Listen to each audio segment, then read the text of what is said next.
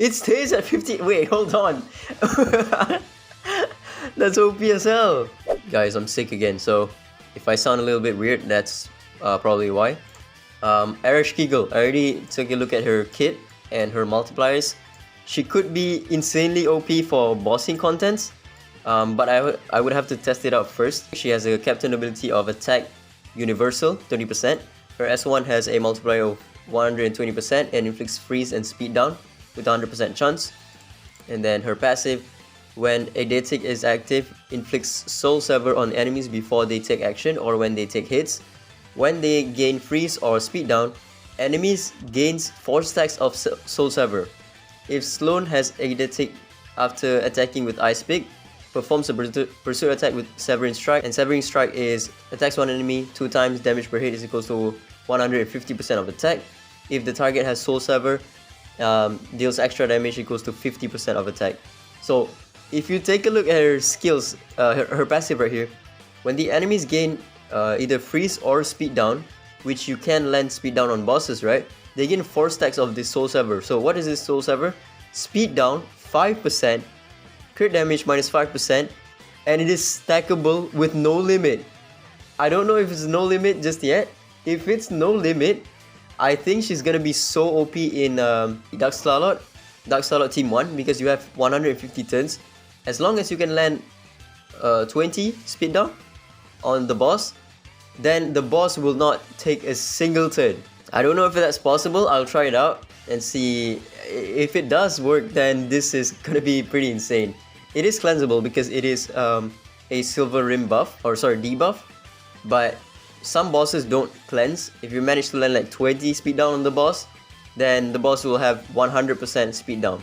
So that could be something. Attacks all enemies 2 times, damage is equals to 150% of attack, gains Eidetic for 2 turns, inflicts freeze on all enemies and allies for 1 turn. If Sloan has the buff, when she takes lethal damage, prevents her from dying, fully recovers HP and gains cold armor, and freeze for 1 turn. Cold armor is the same as Odette's skill, where absorbs damage equals to cold armor strength. When attacked, 50% chance of inflicting attack down and speed down on the attacker for 2 turns. If the attacker is already afflicted with speed down, 50% chance of freezing them for 1 turn. It triggers once per turn. Each fallen Esper reduces Grave Tidings cooldown by 1 turn. Her Divinate is when the bearer's HP is full, Grave Tidings, which is her S3, damage is increased by 20%. Rival Runes, they gave her Wind Set, attack bonus, and speed. And her Resonance R2 is casting the ability no longer inflicts freeze on allies, it now inflicts speed down on allies for 1 turn. And then her R4, when the target has 10 stacks of Soul Sever, Severing Strike damage is equals to 200% instead of 150. R6 gains Eidetic for 2 turns at the start of a round. If Sloan has Eidetic when she takes lethal damage, dispels all debuffs from herself and casts Grave Tidings, triggers once per battle. Okay, let's try her out. I want to see if her Soul Sever stacks infinitely, because if it does, then you can get the enemies to minus 100% speed down, which means they will not take a single turn anymore. This could be really good on bosses that has a lot of turns. Okay, so when I cast her S3, Tolan is gonna get frozen along with the enemies, but she shouldn't because I have immunity buff on her. There we go. They all have 5 stacks of the Soul Sever right now because they took a turn, and also because I froze them. When they are frozen or speed down, they gain 4 stacks, right? And also when they take hits as well. So if I hit this guy, he's gonna get 1 more. Yep, there we go. Again. Okay, he's at 14 stacks. He's super slow. Wait, hold on. Wait, she might be OP as hell. Look how slow this guy is. And my units have like no speed at all. Alright, you know what? She is kinda OP, I'm not gonna lie. It can stack up to 16 so far. Let me try to bring another, a slow unit. If I can get like 20 stacks on everyone, if I can get like 20 stacks on everyone, that's GG. Okay, one of my units died. Okay, so oh, it's because I don't have the Eidetic buff just yet. The enemies are not Soul Severed. I have to use her S3 first, so she stuns everyone. And then now the enemies have like 6 Soul Saver on them. Now this guy has 9. Once I get them all to 20 stacks, they will have 0 speed on them.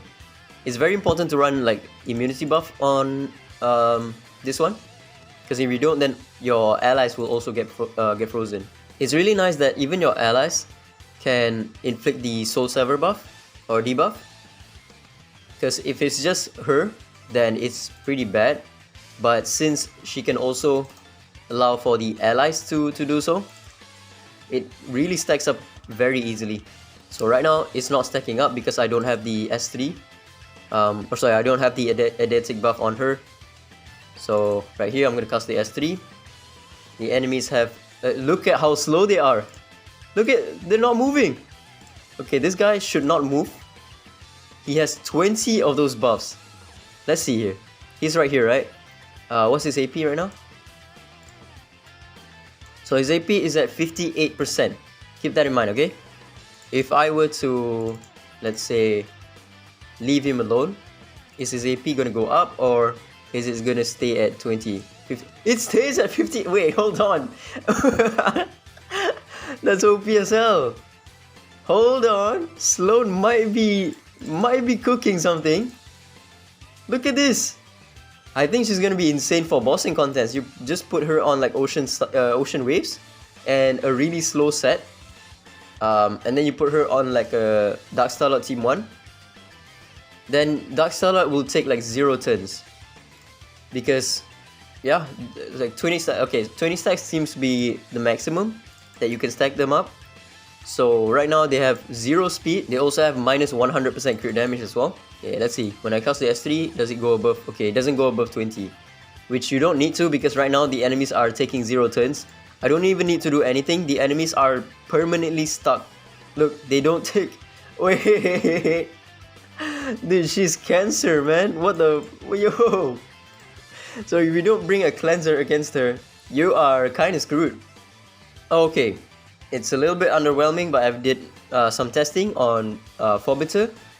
It doesn't say anywhere in her kit that it stacks up to 10 times in bossing contents. We saw just now that she can stack up to 20 on non-bosses, but against bossing contents, I would assume for all bossing contents, it will only stack up to 10 times. So I've run this team.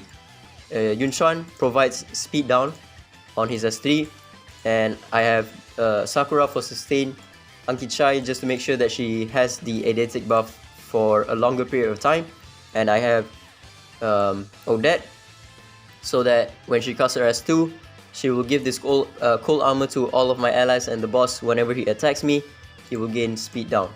So yeah, let me show you real quick. The boss can only get up to 10 stacks of the what's it called?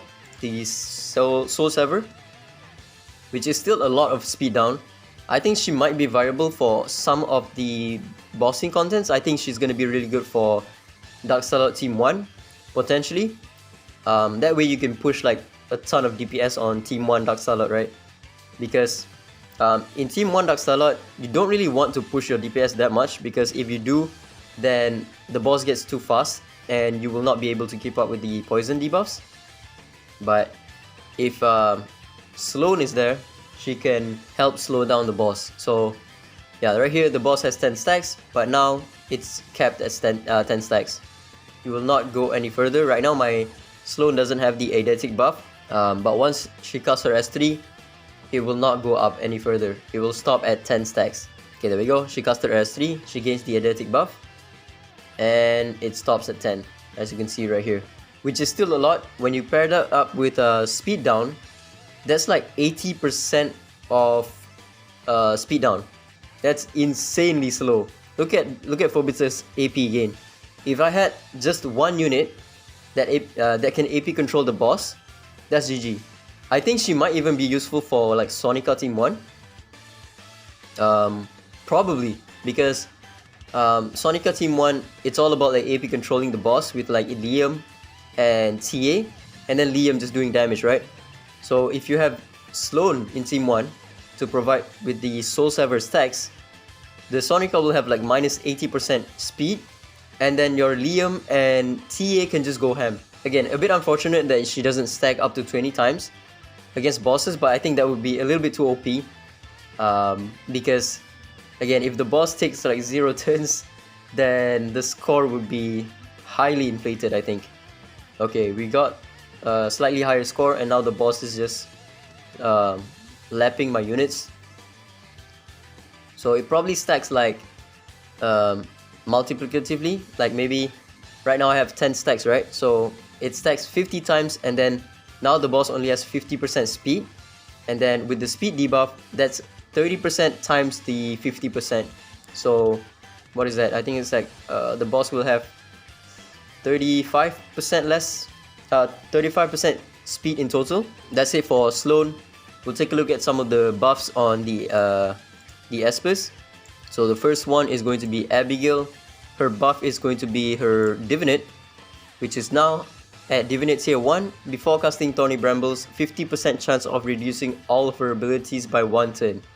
And then at Divinate 3, it's a 100% chance, which is really good. And then her R2 is now resets all Inferno allies' abilities when she casts her S2 except for herself. And her R6 is resets all ability cooldowns for the target that she uses her S3 on. I think that's it. Oh, Ife.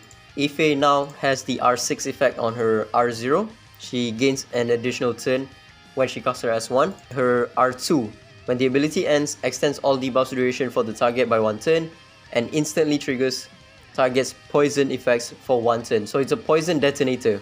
So Dark Starlight Team 1, she is definitely going to be your main pick. And R6 is now instantly triggers target's poison effects for 1 turn. And that's her S1. And then the next unit is going to be Sienna. Her her S2 is now all ability cooldowns of allied win Espers minus 1 turn. And she also has a speed lead of 25%. That's very good. Elaine got buffed with her defense ignoring. I think it's this one. I don't think anyone cares. And Fatum Sisters got a pretty significant buff as well. Their S2 is now a full cleanse on all of your allies, and it gives invincibility for 1 turn and grants speed up for 2 turns on a 4 turn cooldown. And then her S3 no longer has a chance. It's a 100% chance to AP reduce right now. Their Resonance, their R2 is kind of crazy. Sparkling Stage is her S2. Max cooldown plus 2 turns, which means it's now 6 turn cooldown. Revives and heals all fallen allies. Healing is equals to 1% of their max HP. Before casting this ability, each surviving teammate reduces this ability's cooldown by 1 turn. So if you have 4 surviving teammates, it's gonna have a 2 turn cooldown. Unless I'm tripping. 2 turn cooldown, which means she will have 100% uptime on the speed buff. Her R6 is changed to when Fatum Sisters fall, or when they become the only survivor on the allies side. Cast this ability triggers once per turn, which is her S2 revive. That's about it for the buffs. Tabor also got a buff, which is now he has a attack lead. Sloan, I am a little skeptical about her. I think she might be good for bossing contents. I can't say for certain just yet, because the freeze on her S3 on all of your allies can be really detrimental. That means you have to bring an immunity buffer for your team. I think Feng Shun doesn't cleanse like freeze, right? Feng Shun only cleanses stuns or sleep, so it will not work with Sloan. But yeah, that's about it. Ciao.